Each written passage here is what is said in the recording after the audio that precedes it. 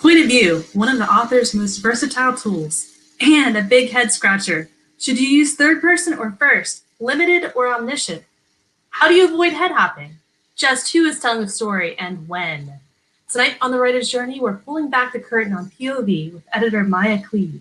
Past, present, and future, no tense will be left unturned. This is The Writer's Journey. I'm your host, Lauren Moore, and with me is the Connolly, Kayleen Williams. We're two authors on a journey to learn more with you, the audience, so thank you for joining us. Tonight's guest has been an avid reader since she was a kid, starting with science fiction and fantasy and then moving on to detective fiction. She's one of those people who always has a book. She started as a proofreader for a small publisher over 5 years ago, but soon moved into line, copy, and developmental editing, and has recently become a full-time freelance editor. Mia Kleve, welcome to the show. Thank you for having me. Thanks for coming on. We met in February at the Superstars writing seminars, and yes, then reeled you into the show. Yes. Yes, you have. And it's because we put out a poll, Kayleen, in our Facebook group asking for suggestions, and POV was one of the big requests. We have a lot of questions about it, and I knew that Mia had the answers, so that's what we're talking about tonight. Oh, the answers. And if I sound like I am an old lady who's been screaming at the mountaintops for like half the day, I probably am. So I will try to work around that. So anyway, let's do this. Yes. Well, before we get started, kind of define our terms a little bit. We're going to be talking about point of view and POV. So really super basic. Mia, what do we mean by point of view? So point of view is the character who's telling the story, and you can either have it in third person, which is you still have a focal characters. So you can have a single focal character and everything is from that character's point of view. Everything that he sees is what the reader sees. First person is a little more intimate. It's me, I, when the people are talking to you, you're the character, everything like that. And that's much more immediate. You get pulled into the action a lot more, I think. I'm a fan of both of those, but it's interesting when you see how different authors deal with the first person point of view and how some authors deal with the third person point of view. One of the previous points of view methods that was used was third person omniscient, which means that you are basically looking over the entire story. So you see what all the characters are seeing. It doesn't matter if there's no single point of view character. So you always see what other characters are doing. Sometimes now we call that head hopping because you jump from what you think is the point of view character to another character, and then you hop to a third character. And it seems that readers aren't quite as fond of that method now. So what tends to happen is that authors will select a point of view character for a scene or a chapter, and then they'll tell it from that character's point of view. And it's usually where the action is happening. So you're not going to catch a character sitting around cleaning their house unless something's going to happen. So it's always where the action is. So, and then we did have a question earlier, there are other points of views that people make fun of, but one that we're going to probably touch on later is second person point of view, which is similar to what would be called breaking the fourth wall, which is the author talking directly to the reader and knowing that it's the reader and not any of the characters in the book that they're talking about. Interesting. So that would be you, right? Like you do this, you do that. Do you know exactly successful or unsuccessful examples of second person literature? Not in its entirety, but one of those, I just finished rereading Moon is a Harsh Mistress, and there are times in there where the author might, and that's a first person book, but then the main character, Manny, will talk to the reader. He'd be like, you remember when such and such happened, or this was before, these changes were made, because he's telling it in past tense. So he's talking directly to whoever is reading the book, as opposed to somebody else in the story. So it doesn't happen very often, but it's usually exposition by the author to the reader. The author wants the reader to understand something, and that's how they get that information across to them, is by using the second person. But I haven't seen any current books that tend to use that. And I think it's partially because of that whole, they consider breaking that barrier between the narrative that's the book and the reader outside the book. So. Yeah, I know John Le Carre, he sometimes breaks into second person to kind of talk to the reader. But if you had like a frame story around your novel about why the novel's being told, say there's been a murder and the narrator is a character in the story and wants to like defend himself or herself, wants to explain, tell his story for how he got caught up in this and how he's not. Or you could have a choose your adventure kind of, where the reader is a character in the story itself and is being told what's happening to them in the moment. That could be kind of fun. Okay, so there you go. The way back in the 80s, they had the choose your own adventure books. Yep. That would be second person, because you as the reader are controlling the story. So you're moving the action along, and you are being told that you have to make these decisions to move the action along. So I think that that's a good example of second person. So there was a whole series of those books that you as the reader had to take an active part in it. Otherwise, the books didn't mean anything. Was that R.L. Stine? No, there were different authors. Different authors, okay. Yeah. Yeah, if you look up Choose Your Own Adventure, you'll find them. It's really funny because Neil Patrick Harris, who was Doogie Howser in the 80s and then was on How I Met Your Mother, his memoir is done in the Choose Your Own Adventure style. What? Yeah. That is crazy.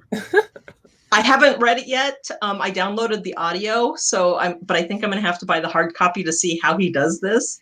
What? So he basically lets the reader pick what part of his story they go to next. That's fun. Wow. Yeah. How cool is that? All right, so we talked some about, there are different kinds of POV out there. What do you see most often now coming across your desk as an editor? As an editor, I most often see the third person limited. Whether that is from a single character's point of view or numerous characters' point of view, I've seen both. And like I said, if you're doing multiple character points of view, it's usually broken out by scene or chapter or sections. And you get the action from that character at that moment, and then it gets rolled into the overall story. So one that's really common, everybody's going to know it, is Game of Thrones. Mm-hmm. George R.R. Martin uses multiple points of view characters, and he always tells you who it is. He is nice somewhat until the later books. He tells you who the character is that the story is now being told from. So if it's, Sansar, or if it's Tyrion, that's the chapter title as you're moving through the books. Later on, he starts giving them nicknames, and I wasn't really fond of that. Oh. So... the first one that I remember as a reader seeing that was multiple points of view was C.S. Friedman, and this was the late 80s, and the book was In Conquest Born. And it's a really thick book. It was probably about 600, 700 pages, which even back then was considered a pretty hefty book. But if I remember correctly, we didn't have a repeat point of view character for at least half of the book. Wow. Which I wasn't sure I liked at the time. And I don't recall a lot of the story, but it didn't make me throw it across the room. So there must have been enough in it to keep me interested in it. But yeah, there were different character points of view up to about halfway in the book. And then you finally started getting repeat characters coming through. And that was the first time I remember hitting that type of a layout in a story. And I was like, okay, but I mean, if you'd asked me at the time, because I was in high school, I wouldn't have known what they were doing necessarily. I just understood that, well, I don't know if I like this style of writing. So what most people do is they pick 2 or 3 characters out of their core characters, and they'll tell the story from their point of view. And that's pretty basic. Yeah, so it's either the primary character or you'll have 3 or 4, and then that's it. Because usually if you get more than that, it gets really hard to keep track of what each of the characters is supposed to be doing. Right. And trying to make sure that everything is consistent. Man, yeah. We started a book right out the gate with how many? There's 7 of them. Plus these AI entities, and it's just like I'm always losing track of them. Yeah, and it depends. If you're having the AI entities with their own personalities and you actually see what's happening from their point of view, and talk about a limited point of view. I mean, unless they have floating cameras or something, all they can see is the input that they're taking in. And if they have a camera, it probably points in one direction. That's the slice that they see. So that would be interesting. And AIs, of course, how developed are they? That sort of thing. I'm dealing with AIs in one of the science fiction series that I read and edit for. So it's fun. It's interesting. Yeah. It's a different mind range. True. Yeah. And nothing has been told from the AI point of view yet, but I could definitely see where that would be an interesting point of view character to have in the story. You hear that, Frisbee? We need to officially put one of them as a point of view in a chapter. Make it happen. One of the fun things about having multiple points of view is that you can really get into the characters' voices and then tell the story from that character and make their attitude, make their mannerisms, make their dialect come across in the actual narration. That's fun. If you've got 3 or 4 characters, then each of those chapters can have a completely different feel. Before we get back to that, let's just stay on AI for a minute, because I know that some of our audience has AI characters or is considering having an AI character. What are some of the maybe limitations or the benefits of having a character that's not human and getting their voice across to the reader? Like I said, it all depends on how developed the AI is, because is the AI like Data in Star Trek, where he doesn't have emotions and he's just pure logic and dealing with all of that? Is your AI exploring having emotions? Are they trying to figure out why humans have emotions and how that makes them act and how they behave around the AI and other people and humans or whatever alien races you have? Or does your AI have emotions, and are they well developed, or are they primitive? Does it make them dangerous like Hal in 2001? Or does it make them more human like Mike in Moon is a Harsh Mistress? So you have to decide where along the developmental line your AI is, because that will determine the personality traits for the most part. And then you have to make sure that if you decide that it's a very basic AI that's just awoken, and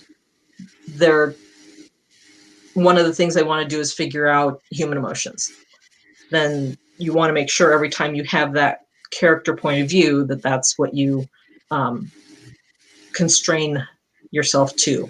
So you can't say, well, they felt like this, because they don't.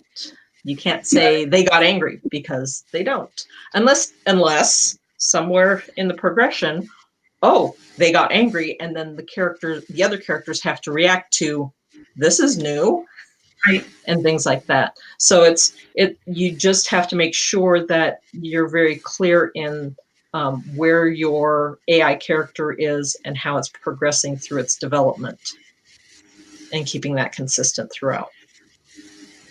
Bill Frisbee says, yes, with most non-humans is getting inside their head. Even AIs are very alien. Yeah, you have to work really hard to find that mindset, that frame of where and what they know, how they know it, and you really have to try harder to put yourself in those shoes.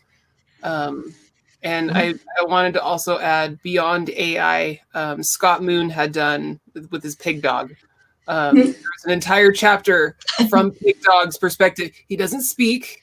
He just snorts and farts everywhere. And it was this whole chapter from the Pig Dog's perspective. And that was honestly one of my favorite chapters. You know, you just, the way that he did that, you got so much out of understanding the other characters in the world through that Pig Dog's eyes, I thought was amazing. So if you can really get into it and find, you know, that mind frame, you can create magic beyond just, you know, the human thought.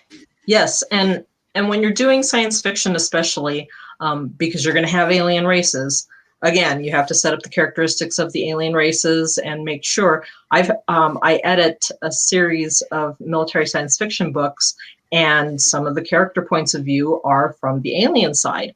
And they'll have an alien do something. I'm like, that's a little too human. You know, they wouldn't do that way. Or would they do that way? I don't think they'd do that way. And so I have to send notes back to say, okay, you might need to reframe this a little bit, because I don't think an insect-based alien is going to behave the way humans would. And this is a human reaction or a human behavior. So yeah, you have to. I think you have to be a part psychologist when you're going into non-human frames of mind. I think so, yeah. Or at least just understand that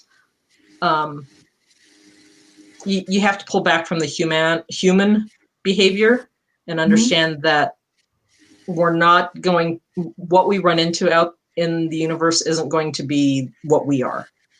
Right. Because that would be just kind of creepy. It's got POV is one of those opportunities an author has to give the reader just what they want, and maybe they didn't even know that they wanted. Right? You have an open scene, and there's this character in there that maybe they're an alien, maybe they're an AI, and they just speak differently, they act differently. And then in a later chapter, you switch the camera point of view to that other character and look through the story through their eyes, and it's a whole different experience. The reader was interested in that character before, but now they're in their shoes, and now the story's transformed and shifted in an interesting way. And POV can happen. Yes, definitely. Yeah, and it's it's one of those things where you definitely want to make sure that you understand what your different characters' personality traits are, and if like the AI or an alien or an animal. If you're telling it from that point of view, you have to make sure that you stick within the constraints of that individual, whatever you've set up for them. But you also need to make sure that you set up at the beginning, whether it's the beginning of their first section or the beginning where you're giving the explanations for stuff, that this is the human understanding. You could even start with, this is the human's understanding of these situations or these characters. And then you can go to the AI character and say, well, my human thinks this, but really it's this. And so then you can give more explanation to the reader. So the reader knows a little bit more than what the other characters are aware of, and see how that plays in later on in your story. So it sounds like choosing which POV you're going to open up your book with and use throughout your novels a big choice. We had a question about that. Joy Wandry asked, how do you suggest a new author handle point of view? What's easiest? I've been using first person, but describing what happens using past tense. It seems to be common, but I don't find it easy. So typically I would recommend that people use third person limited and using the past tense. Tense is a whole nother issue, as we know, because depending on what time frame you're telling it from, it's hard to know if it's, immediate past tense or if it's further in the past, or if you need to use the tenses for the further in the past and all that stuff. But the reason I say third person past tense is because that's how we're used to relating things to people. So Sam went to the store and then he realized he had forgotten his wallet. He rushed out of the store, drove home, had to leave all of his groceries there. So that's when we're telling stories verbally, that's typically how we tell them, is third person past tense. Third person present tense is much more difficult because now you have to make sure all of the tenses of everything that's happening as the story is progressing stays consistent, but anything that happens outside of that is either future or past tense. Okay. Right. And then with first person, the really difficult thing with first person is making sure that you are only telling what your focal character is seeing and hearing and experiencing. And the desire to jump out of that character's point of view and say, she felt this, is really hard to get over sometimes. And that's usually the most common thing I see with first person is now they've, it's head hopping technically because they're jumping to the other character's point of view, but it's more omniscience because they're suddenly they know what that other character is thinking. But so unless your character's telepathic, they don't know this. So you have to be careful that you're not accidentally pulling in other character points of view or other characters' actions and feelings from that focal character's. I have a little bit of an example of that, not from first person. It's a third person limited. It's a short story idea, a short story I did, and thankfully Lauren is amazing and she caught it. And it was just this one part. I had one character tied up with chains, and the other one's like, "Haha, I'm gonna put the spell on you." And then all of a sudden, it was just this one sentence that was describing how scared that character tied up was, except the whole short story was from the character who's going to do the spell. And she's like, okay, you kind of just jumped into this character's mind a little bit. You need to fix that. So then I'm like, okay, now I need to do the perception of this fear from that character. And in that instant, just fixing that one little sentence, flipping the focus on who is viewing this, what's happening, fix that one little whoop. So that's just how easy it can happen. So now one thing that working with the point of view might tell you is you may have the wrong focal character for your story or for your scene or whatever. Yeah, because if you find yourself, you're constantly moving to this other character, you want the reader to know what this other character is thinking and doing. That should tell you, maybe I should be telling this part of the story from that character's point of view, because the majority of what I'm trying to get across comes from that point. It doesn't come from the character that I'm using right now. So rewriting that can be a little difficult, but there have been people, I have heard stories where people are like, oh, I realized I was telling it from the wrong point of view and I switched the focal character and all of a sudden everything just fit together and came together, and they stopped having to fight writing what they were trying to write. So if you find yourself just struggling to keep the focal character point of view, then maybe you need to switch it up. And I will say, and that may be one of those. Yeah, go ahead. I will say, definitely do so. I spent 6 months writing, one book, and it was just driving me up a wall. And until I switched the character point of view, all of a sudden it just started flowing a lot easier. I essentially wasted 6 months trying so hard to just beat my head against the wall, keeping these characters that I just insisted it had to be told from. So yeah, don't waste 6 months. Yeah, and that's not always the case, but more often than not, you'll find, oh, I'm in the wrong head. So we need to switch characters and go from there. And it may also be if you're trying to do a single third person limited point of view, if you find that you're having to jump to these other characters, that then tells you that you need to break out from that single point of view, that you need to add the other points of view because you have your other characters doing actions. When you have a cast of characters, so you've got, say you're trying to do Dresden Files from third person point of view as opposed to first person Harry. So you follow Karen for a while, and then you follow Thomas for a while. I mean, wouldn't that be cool?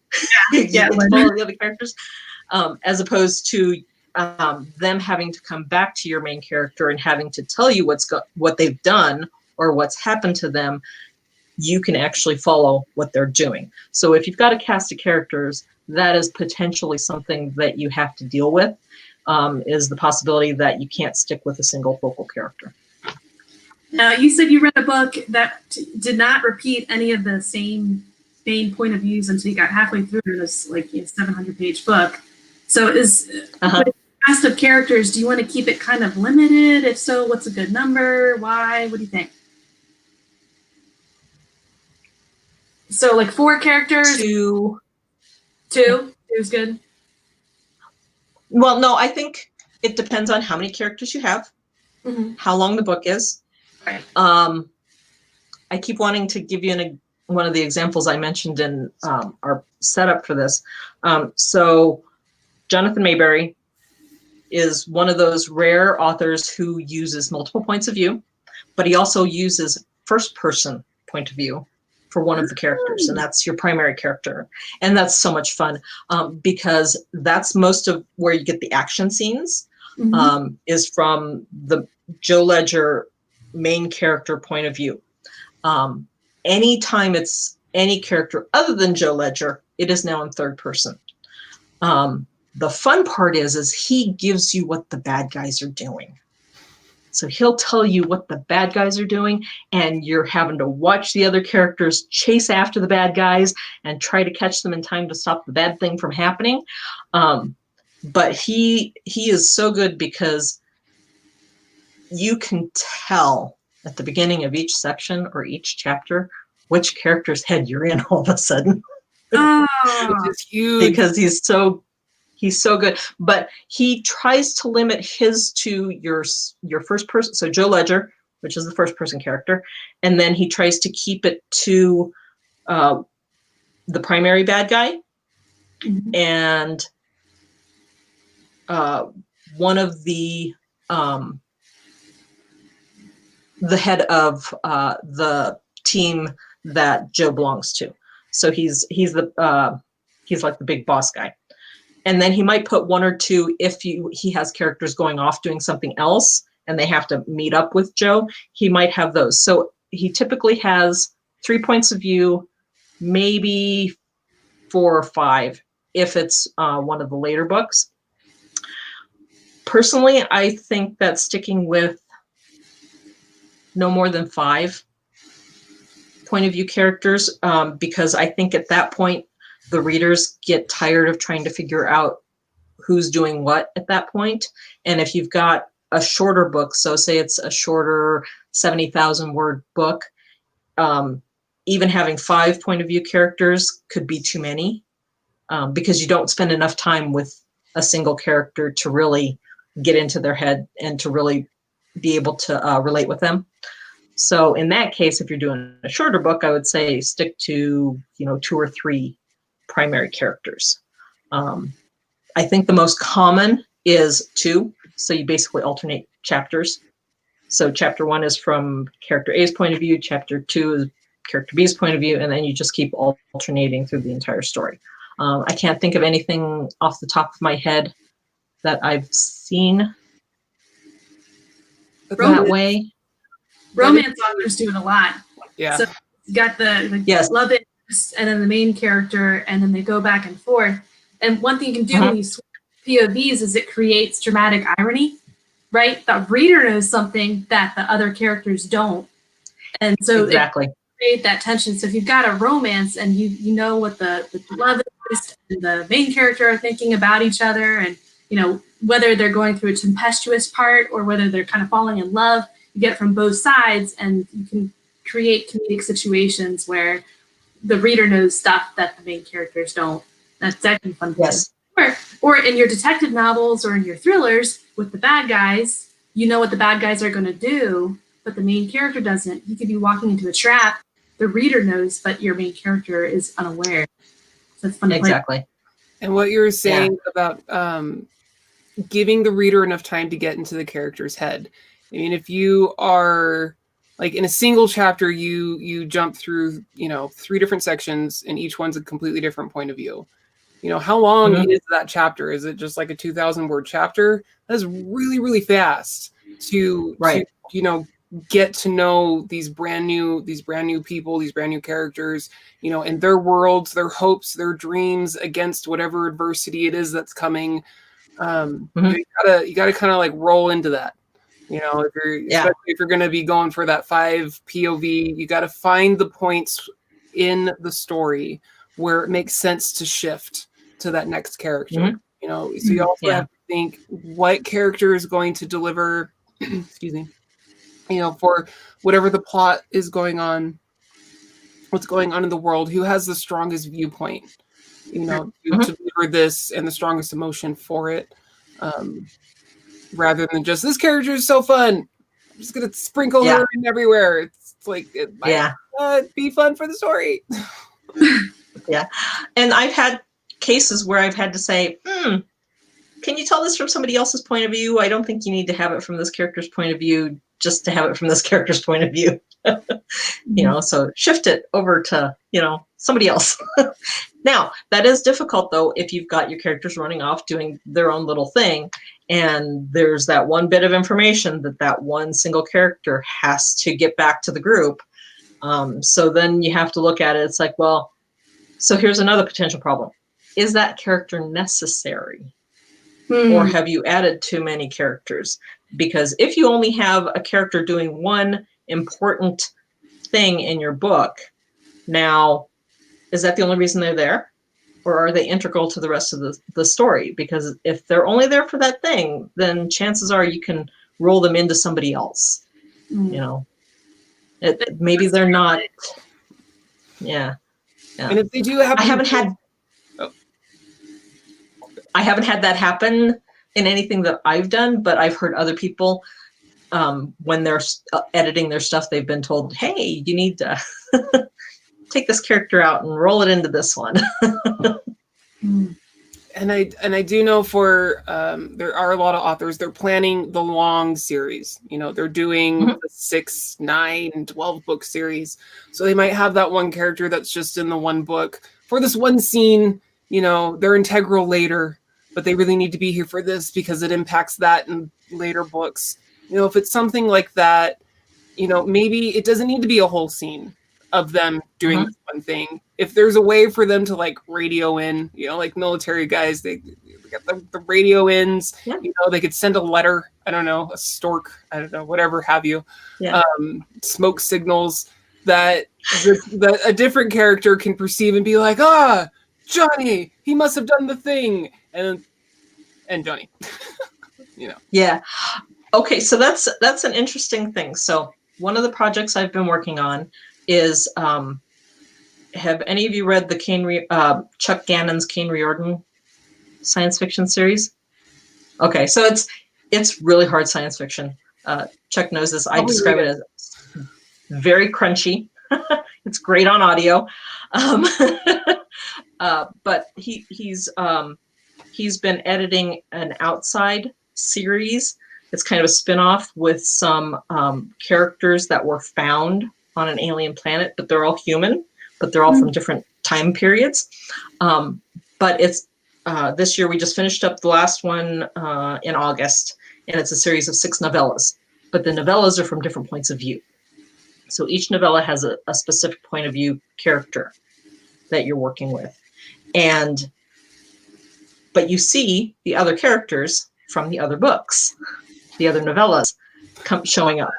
And I remember then you see how they, and so then you see how they all come together for this overall story arc that they've been working on.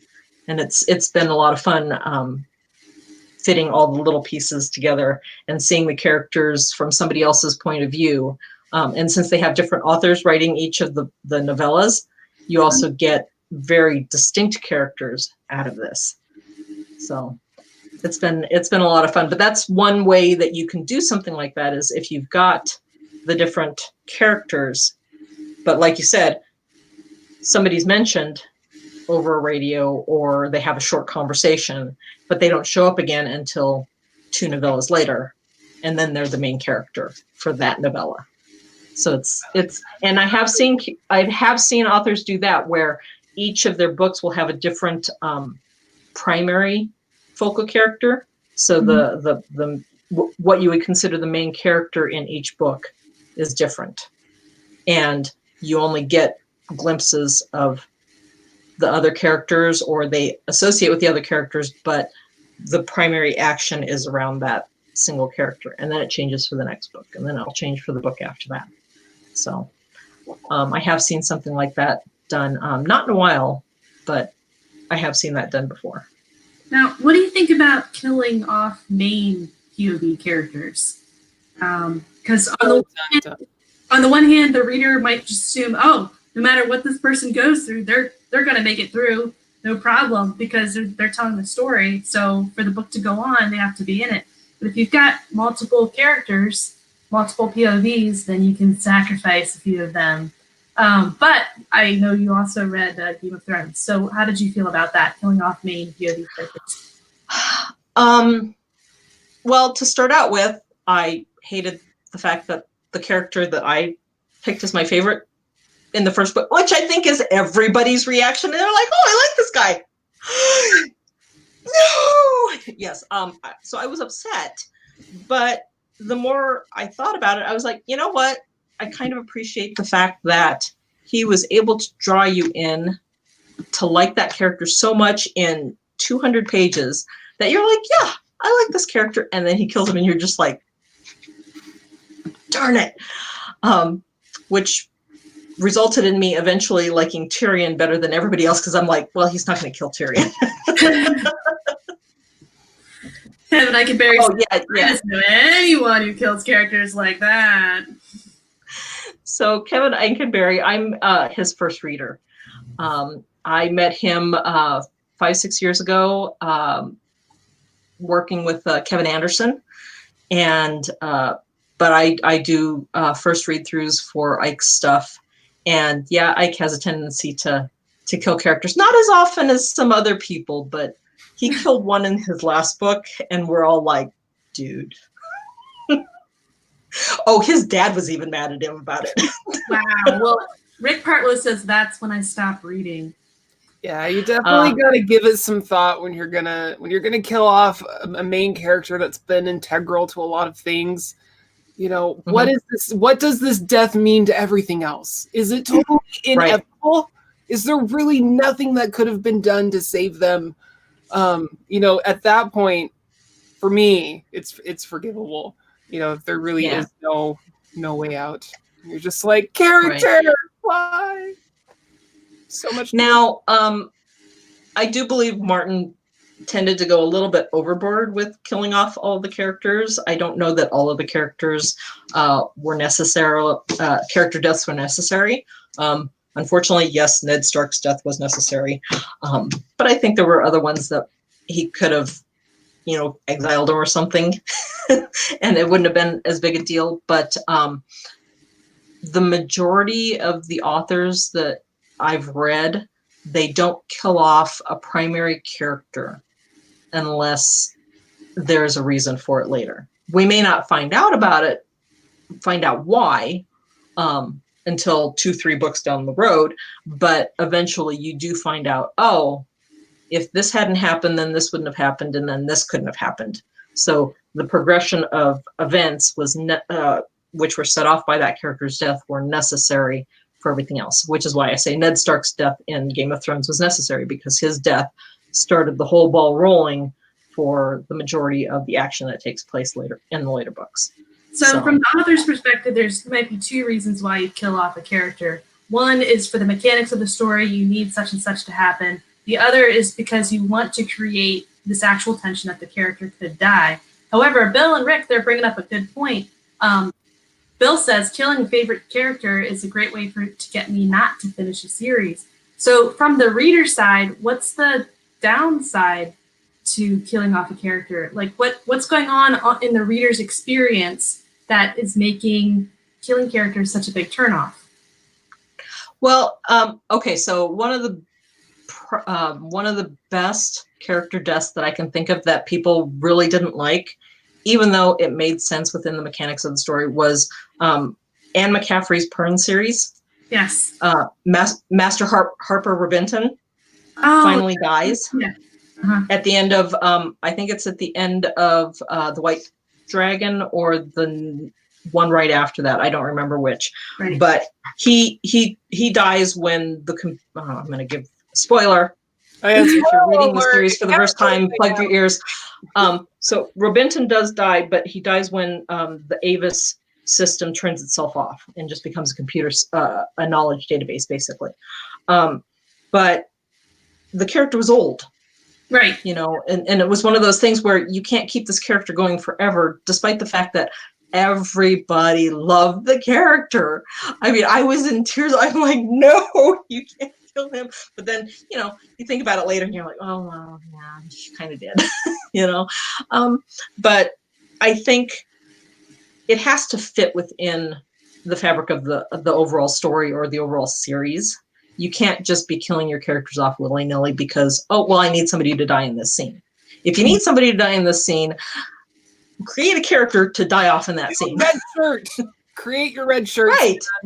Create your red shirts. And red shirts don't have to be two-dimensional characters. You can make good red shirt characters that are active throughout the book, and all of a sudden you're in the final battle and bullets are flying and now they're dead. And that's fine, because you need body count for certain things. Military science fiction, lots of body count. But if you're going to kill off a primary character like Robinson, it has to make sense. It has to fit with the story. There has to be a progression.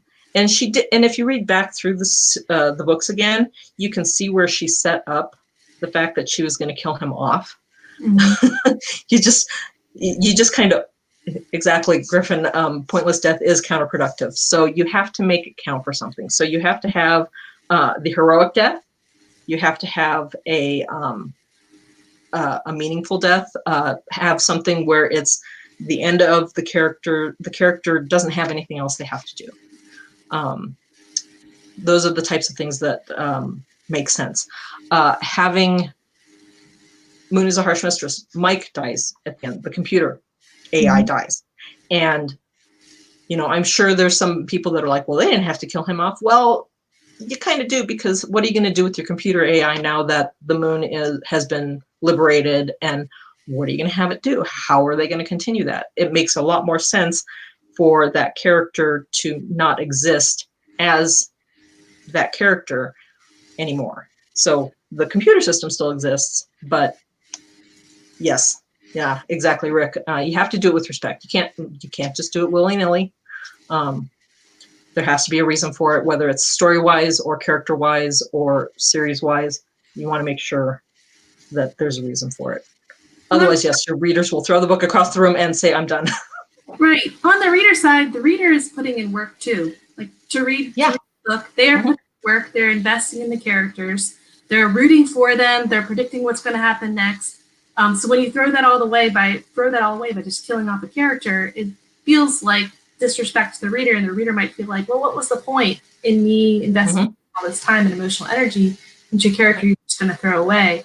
So I kind of think of like writing a book is one experience, reading a book is another. Just like baking a cake is one experience and eating a cake is another.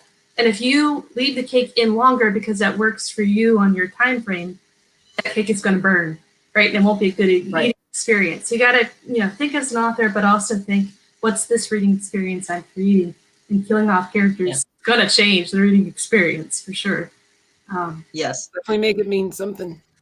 There's a way to like take the reader's heart and crush it in a good way. Crush it in a good way. Writing sweet sorrow, right, for your reader. Kevin says you have to make it resonate. Yes. Yes. All right. Yeah, he does that well.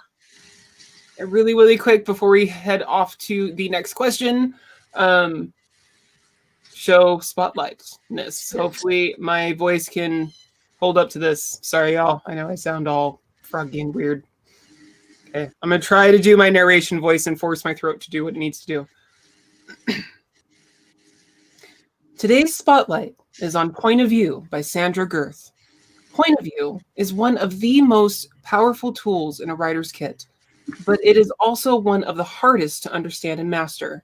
In this book, Sandra Girth draws on her experience as an editor and a best-selling author to teach you how to handle point of view in a way that will make your readers identify with your main character, draw them into the story, and keep them captivated until the very last page.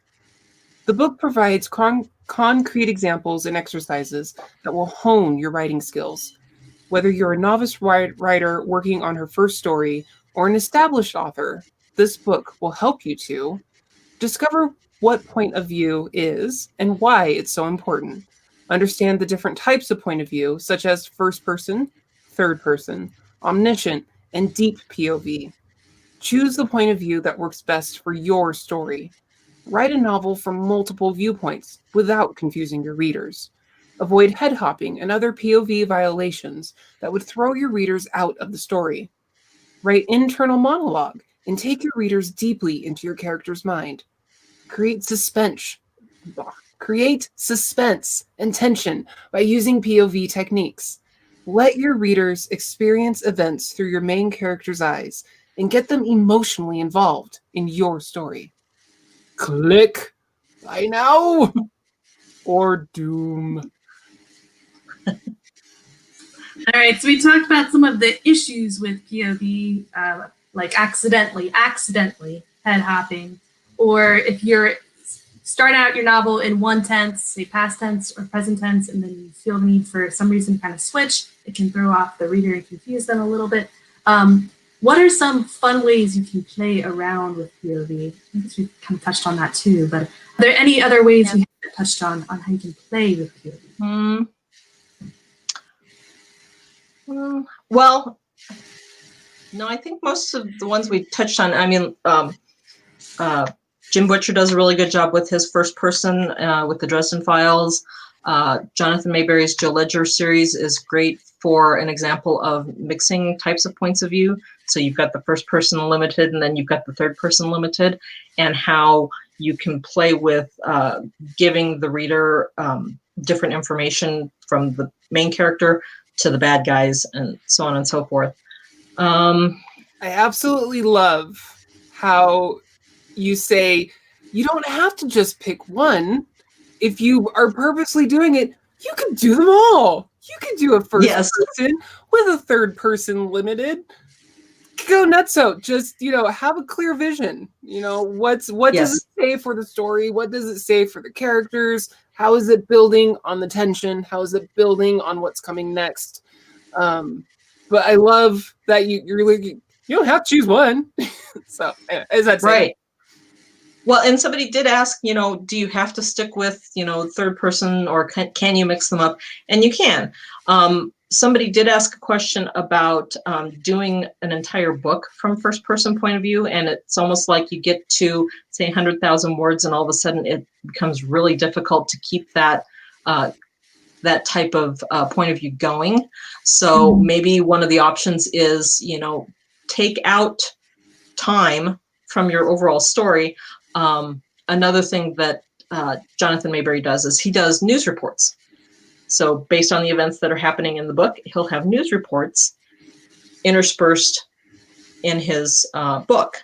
So that helps to break up a little bit of the repetition of points of view as you're going through. So now you're getting the global point of view. So what's the world thinking about what's going on in the book? But you don't have to do it even that big. You could do, it's Harry Dresden listening to the radio as he's frantically driving off to his next thing that he's got to do. And the radio announcer's telling everybody how half of something's happening down by the lake, or why is there a power outage? I'm trying not to give away what's going on in the current series because I've read the first book and I've read the cheater chapter that he's put up for the next book. So, but it's stuff like that. So, intersperse it with something else, maybe to take your brain out of that first person point of view for a little while. Mm-hmm. Just give yourself a break, unless you've got, another project that you can work on at the same time. Sometimes it's just spending so much time in a certain character's head, trying to keep it going can just be very tiring.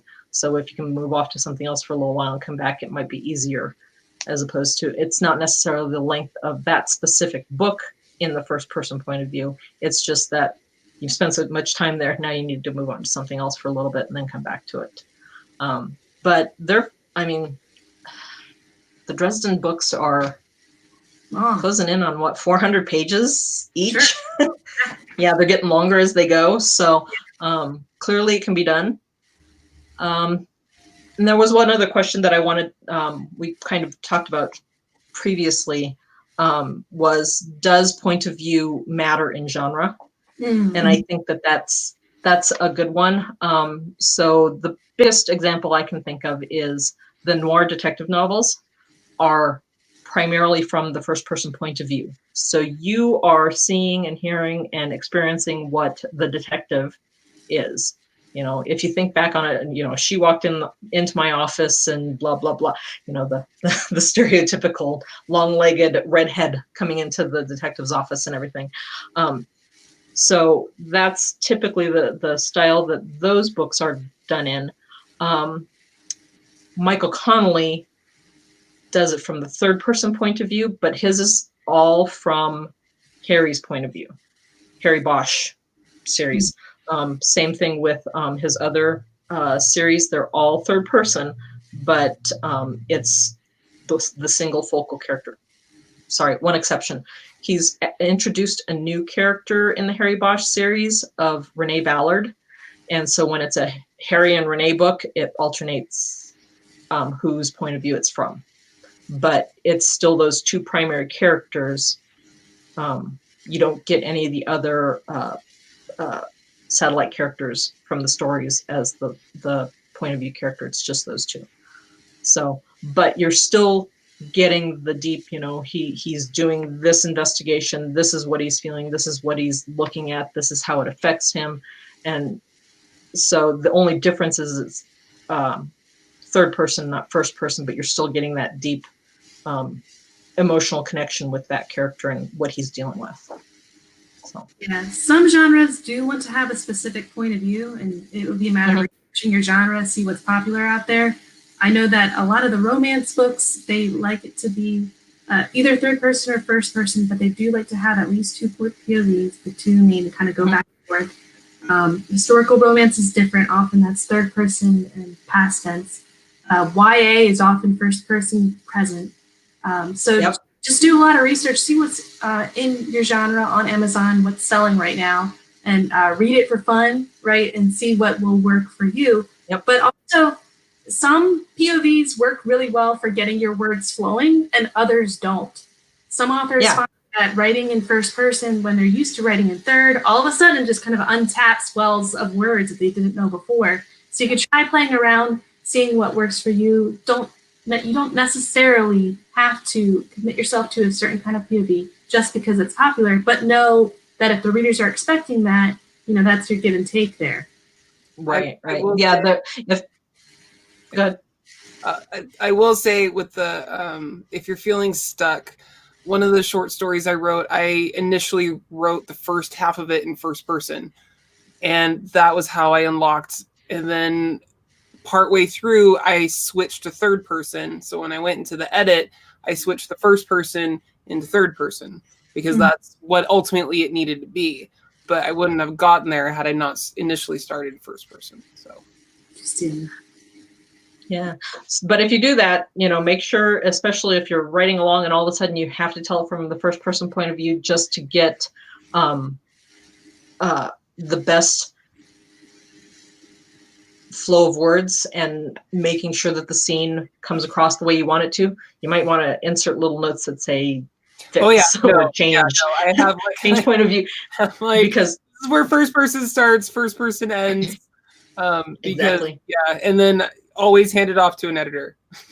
Yes.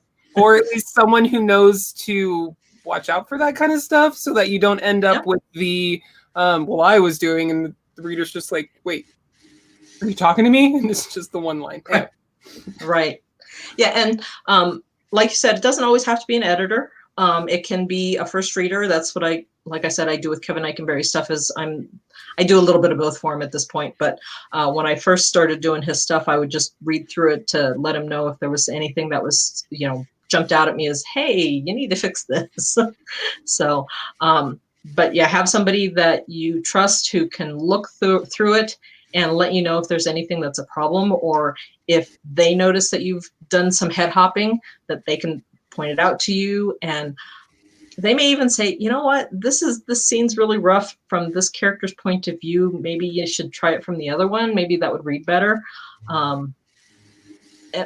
But it all depends on what you're writing, what point of view you want. Science fiction is usually third person. And that's where you tend, and even epic fantasy, that's where you tend to get more points of view. And again, based on word count, if it's a short story, keep it down to a small number of points of view. If you've got a longer story, you can definitely expand that out. If you find out that you're doing a series, you could start adding more point of view characters as you go along. Because one of the things that's probably going to happen is you're going to introduce new characters as you go along. So then you need to decide if this character is going to become a point of view character, or are they going to stay where they're at? Or are you going to stick with just your core set of point of view characters, no matter how many new characters you introduced in? So there's different ways of doing it.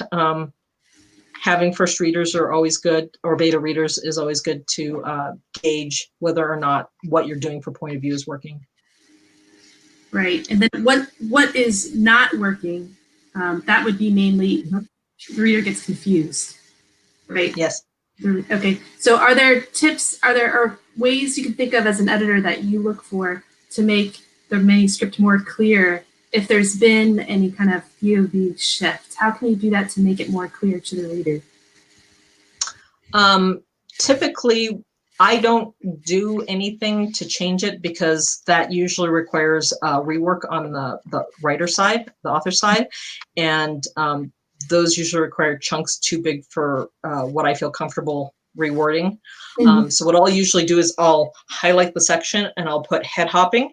But if it turns out, as I continue, if it turns out that the majority of the scene or that part of the story is coming from the other character's point of view, I have had books that have been published where it switches points of view in the middle of the scene. So because somebody leaves the room, or because somebody comes in the room, all of a sudden something that happens where the point of view has to change, and now it's better from this other character's point of view. Doesn't happen often, but I have seen where it's like, I'll be reading through and I'm like, okay, I understand why they have it from this other character's point of view, but they need to make it clear. So it's like, put a scene break so that we know that it's a change of point of view. And then they don't have to reword anything. But if it's just like a paragraph or a line or a couple of sections, I'll highlight it. It's like head hopping. Most frequently, it's like they're going good, head hop, go back to the main character, head hop to another character. So I'll just highlight those, and it's like, okay, so you either need to fix these or take them out. And then they get to decide if it's something that needs to be communicated to the reader, or if it's something that they're like, oh, I don't know why I was doing that. Take it out. So. Okay, so to make it clear, you can just add in a scene break and then start in the next part of the scene from the different characters' perspective. But the more you can keep each scene kind of unified and focused, the better. But there are ways to smooth it out if there doesn't be a transition within the scene. Are there other little tricks you can do, an author can do, to bring in information that the main character wouldn't necessarily know, but you want them to know? Like, are there ways to change the wording to kind of smooth that out?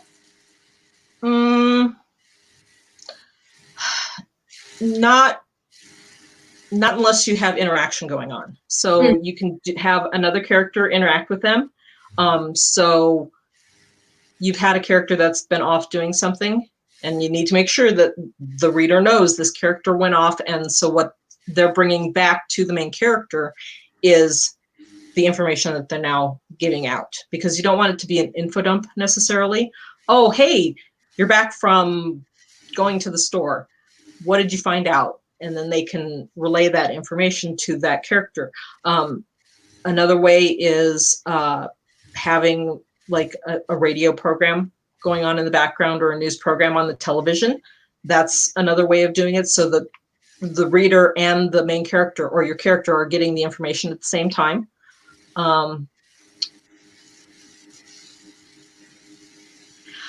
You could do another section break if it's something that's really big and it's information that's not readily available to any of your characters. You have to be careful, because it could be an info dump. But you do a separate chapter. Yeah, but you do a separate chapter, and you have to expound. You give the information to the reader. It's not as common now because people have been warned, authors have been warned off, don't do the info dump. But I mean, if you read some of the older science fiction books, you get pages of information. Dune, oh my God, pages of information. So you can do it. It's not necessarily the best way to do it sometimes, but there are occasions where I could see it might be the only way to do it. I wouldn't recommend it in fantasy. Fantasy is very much like a D&D session. Your characters have to discover things as they go along, and somebody has to tell them the information, or they have to learn the information somehow. Science fiction or even contemporary fiction is a little bit easier, because you can use the radio or television method to get that information to the character. Looking things up on the internet. There's one way. The character is trying to find out types of monsters. What could this monster be? They go to Google.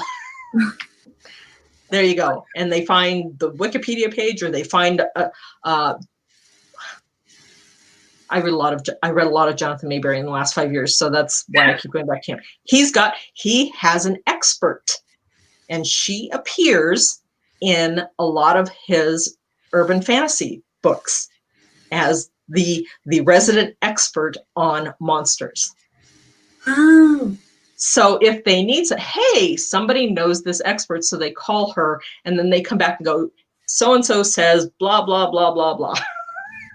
And then that's how they get the information, is somebody knows this expert over here, and she transmits the information.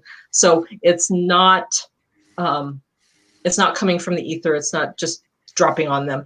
There is somebody giving them the information, but that character doesn't necessarily come into the story directly.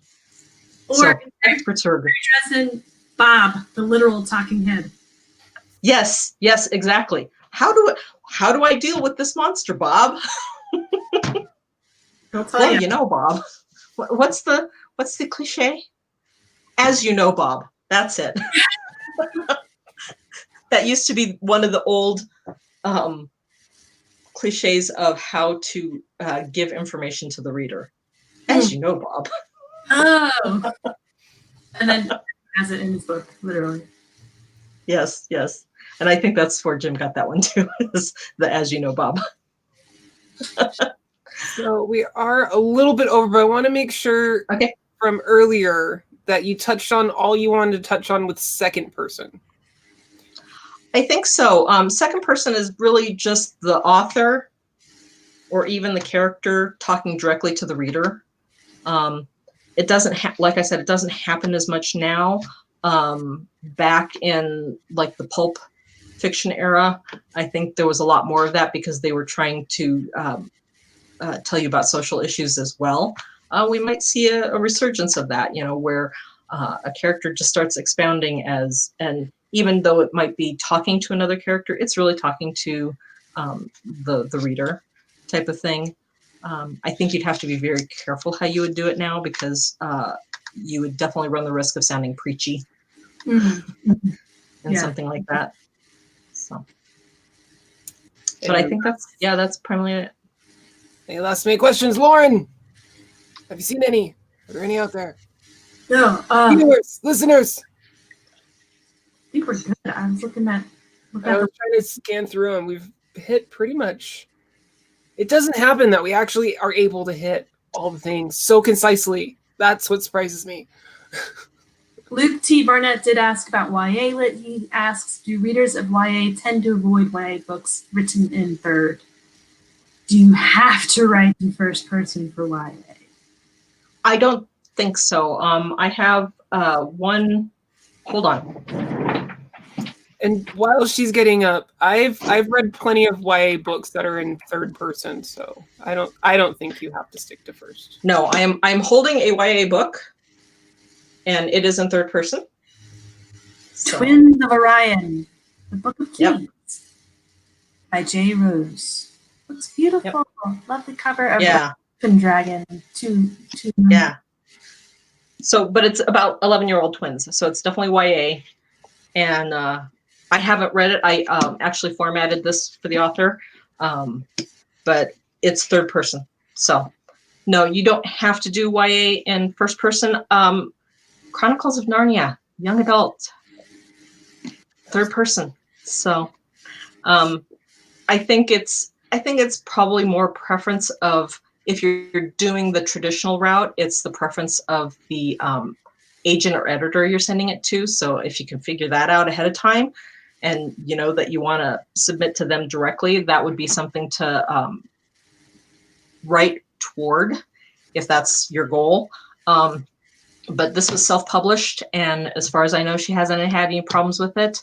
And in the past, young adult books, of course, have also been in third person. So I don't think you have, just because it's the preference doesn't mean that's what you have to do. And I think sometimes the preferences in the publishing industry are a little, I can't think of the word. People just say it because that's what they want to do, and it's not necessarily a broad statement. It's just limited to that person or that group of people at that time. So. Right. Well, Harry Potter, great example. That book, she tried to push it so many times before it finally got picked up. And one of the big problems with it, kept saying it's too long for YA. Your word count is too long.